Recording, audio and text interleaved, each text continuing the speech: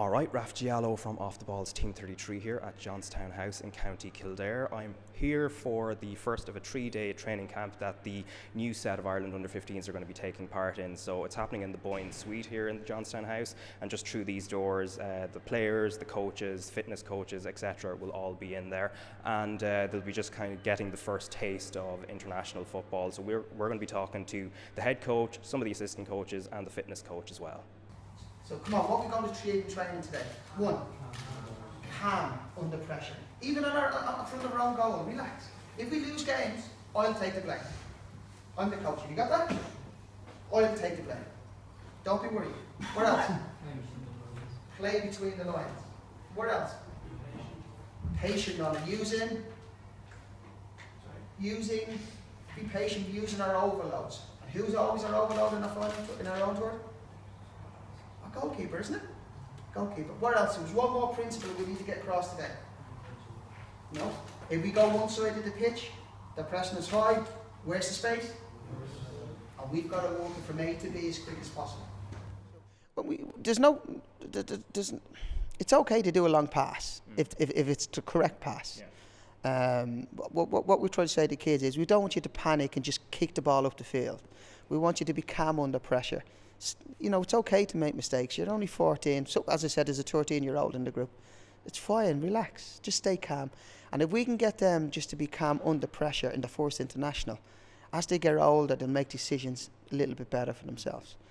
The session today was based against Poland. So, for example, we've a friendly game on Monday in preparation to our games against Poland. So, Paul Ozam has picked a squad to play against us, and Paul is going to set up as the way Poland do. And then we worked now in terms of beating Poland's press. So Poland's going to press, they play a 4-2-3-1, but they're pressing a 1-4-4-2. So we looked at ways how we can get our free bodies on the ball. So we have an overload in midfield. So, you know, the right positions to go for that.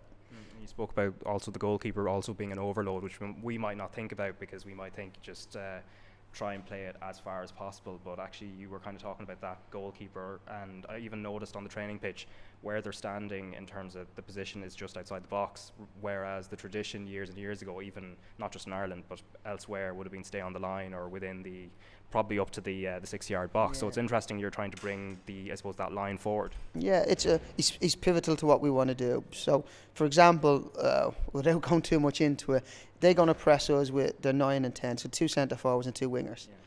Yeah. And so our goalkeeper now will make it, and our back line of 4 will make it a 5v4. And if we get our 6, because we have a 3v2 midfield, if we get that 6 free, that means we have a 6v4 overload. So if we get them to go in the right positions at the right time, we should be able to break the press. Yeah. That's the first step. But also then the kids need to realise then sometimes the better pass could be the longer pass over the press. And to me, my job, and I put it really simple, is if I can help the players make the correct decision at the correct time, that's my job done. I remember speaking to Wim Kovermans, and this is back 6-7 years ago, so before Ruud Doctor came in, still in college, and he was talking about not necessarily trying to implement, say, a Dutch system, because it won't necessarily, these kind of systems don't necessarily work across countries, so you have to adapt. But in terms of formation, is 4-3-3 kind of the way you've been going, or are you kind of staying away from formations and maybe trying to instill just the base concepts? Principles, yeah. We as an international manager, I'm not told I must play 1-4-3-3. Yeah. I'm not told that.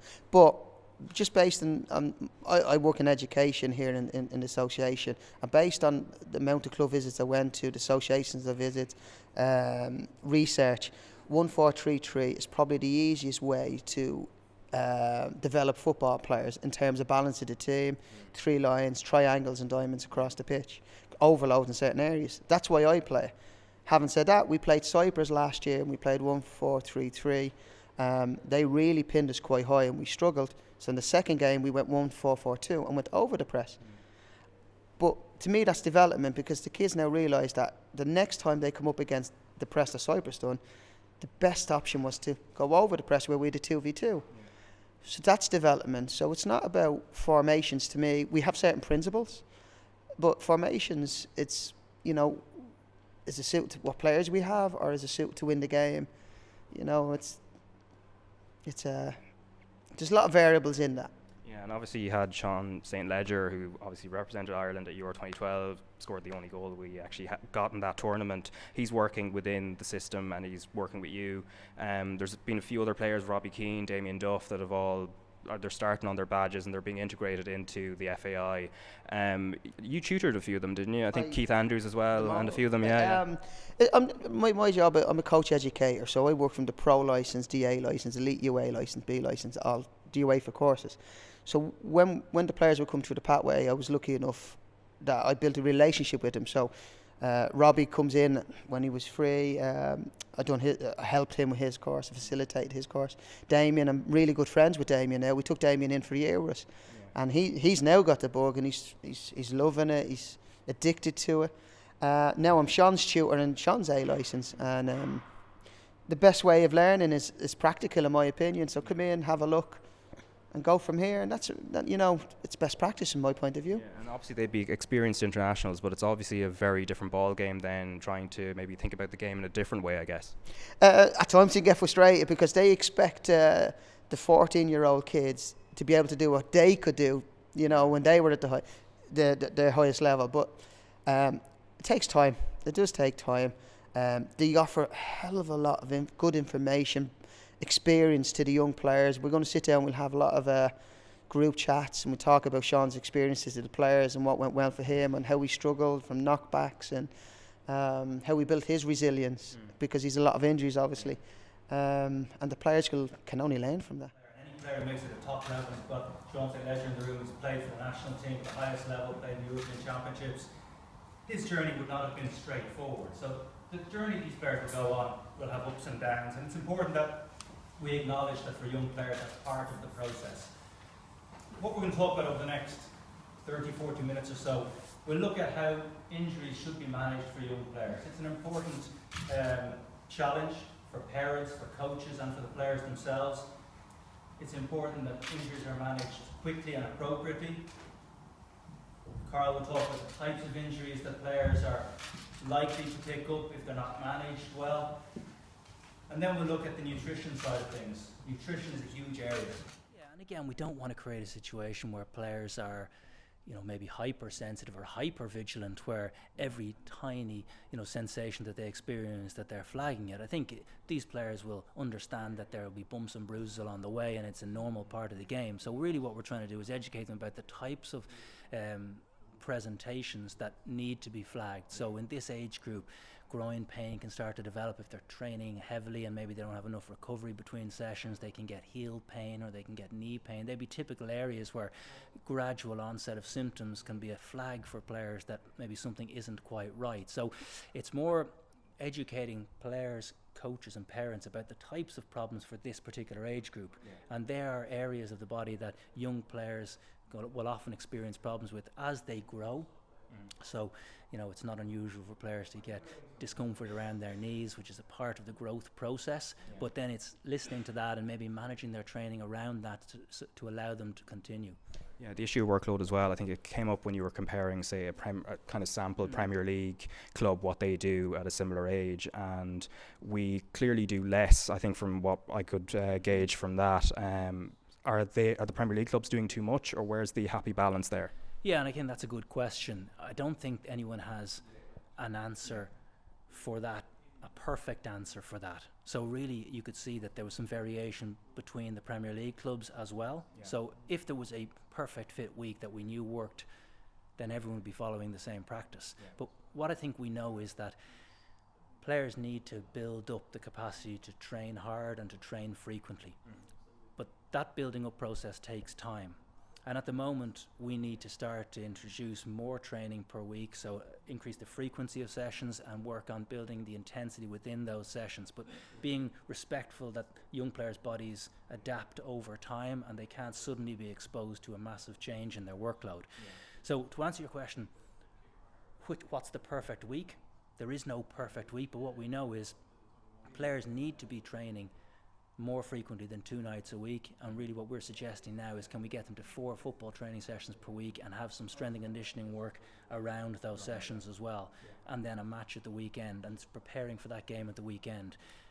And especially like things like, say, doing that little bit of extra gym work, that comes down to facilities as well, because it is going to differ around the country. And that's why we don't try to copy and paste what happens in full-time professional academy environments. And you've got to be respectful of where people are, what facilities they have available to them, and then how do we solve that problem? If a club doesn't have a strength and conditioning facility beside the training ground, then can that elite player, or even, I don't want to use the word elite because these are developing players, can these developing players get access to a gym close to their school or close to their home? And then can they maybe get that 30 minutes of strength work done at a different time of the day, and then when they turn up to training they focus on their pitch session?